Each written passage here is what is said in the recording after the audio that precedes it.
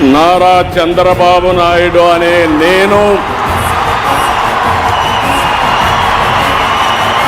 శాసనం ద్వారా నిర్మితమైన భారత రాజ్యాంగం పట్ల నిజమైన విశ్వాసం, విధేయత చూపుతానని, భారతదేశ